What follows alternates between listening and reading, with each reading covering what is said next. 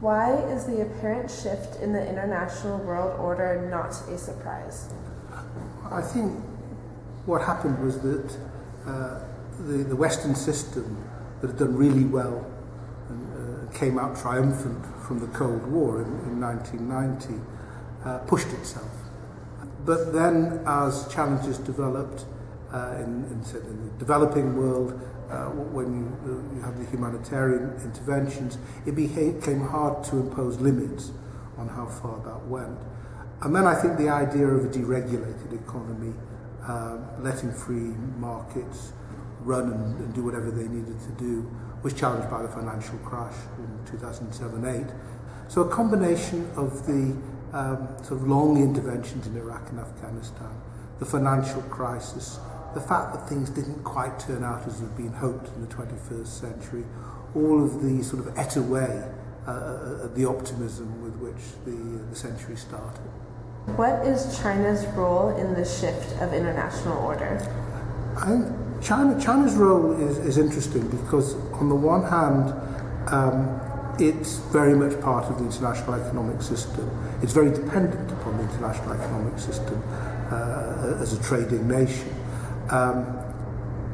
But it also has an authoritarian system, getting more authoritarian rather than less.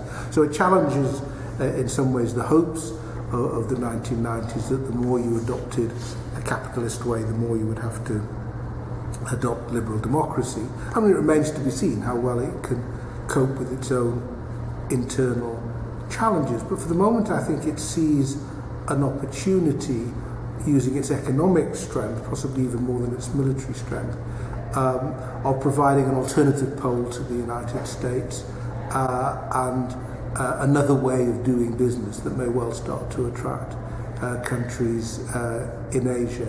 To what extent is the liberal order at risk? I think the liberal order can survive the external challenges. If China does become a new pole in the international system, but is still part of the, still playing by the rules, as it were, or plays more by the rules in its trading and its financial system, then we can adapt to that. I think Russia's challenge is quite limited. It's nasty in some ways, but it's quite limited. Because even when it has an apparent political breakthrough, even in the United States, it doesn't really have the much to offer to follow it up. I think the real challenges are internal. Let's say the North American Free Trade Area fell apart, that would have a big impact. In Europe, I think the Eurozone crisis hasn't gone away, it's still quite real. If that isn't handled, that's a big issue. So I think they're the biggest threats.